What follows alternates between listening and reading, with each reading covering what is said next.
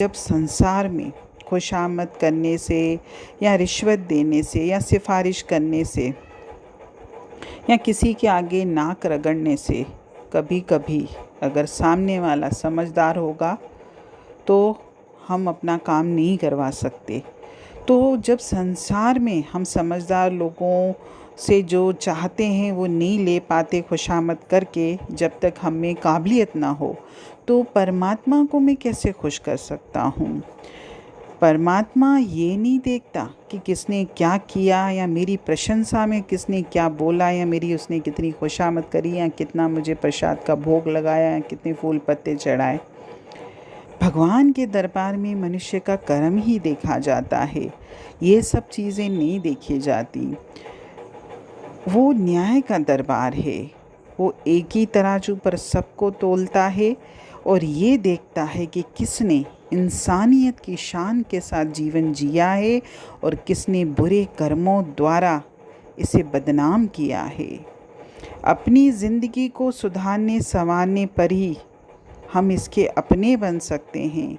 और कहते भी हैं ना कि भगवान केवल उसी की मदद करता है जो अपनी मदद के लिए खुद तैयार रहता है। अगर योग्यता न होने पर हम किसी के सामने हाथ पसारें, खुशामद करें, गिड़गिड़ाएं, उसके पैर पड़ें, फिर भी हमारा काम नहीं हो सकता, यानी हमारी ये चालाकी काम नहीं आएगी, तो फिर ईश्वर के मामले में कैसे। अगर हम पूजा पाठ करते हैं, मंदिर गुरुद्वारे जाते हैं या ईश्वर के नाम पे कोई भी कार्य करते हैं, तो उसका मकसद सिर्फ भगवान की इच्छा को दिलो दिमाग में मजबूती से जमा लेना, यानी उसकी रजा में राजी रहना, उससे प्रेम करना सीखना और अपने आप में अधिक से अधिक शुद्धता, सच्चाई, समझ, हिम्मत, शक्ति पैदा करना होता है, इससे ज़्यादा नहीं। लेकिन इतना सब करने से भी हमारी ज़िंदगी का उद्देश्य पूरा नहीं हो जाता, ना ही इससे कभी भगवान खुश होते हैं।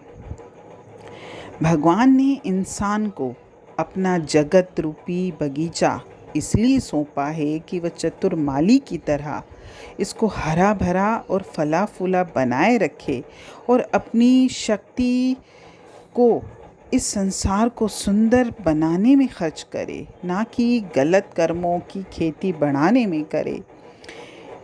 उसने हमको इसलिए जन्म नहीं दिया कि हमने उसकी इस सुंदर प्रकृति को इसे बर्बाद करें, ख़राब करें, बल्कि हमें उसकी इस प्रकृति को सजाना और संवारना ही है।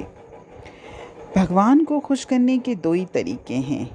पहला, हम अपनी सोच, चरित्र, आचरण, व्यवहार में कितनी शुद्धता रखते हैं, कितनी उदारता लाते हैं और कितने हम सच्चाई के रास्ते पर चलते हैं। और दूसरा, उसकी जो ये विश्व वाटिका है, ये संसार रूपी जो बगीचा है, इसको सजाने संवारने में मैंने कितना आगे बढ़कर अपना योगदान दिया है, सिर्फ ये।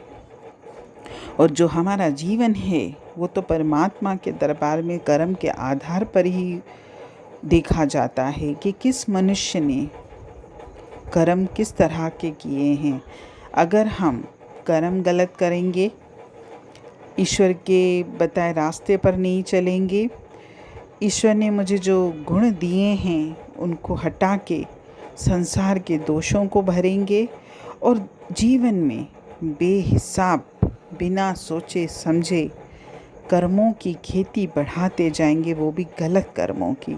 तो चाहे मैं ईश्वर की कितनी भी पूजा पाठ अर्चना, मंदिर गुरुद्वारे चला जाऊं, चाहे मैं कितने भी प्रसादों के भोग लगा दूं, मेरे कर्म नहीं हटेंगे। क्योंकि कहते भी हैं ना, परमात्मा भी मेरे कर्म के आगे मजबूर है। और ईश्वर का तो ये है, ना तो वो हमको कभी सजा देता है, ना वो हमको कभी माफ़ करता है, हमारे कर्म ही हमको सजा देते हैं।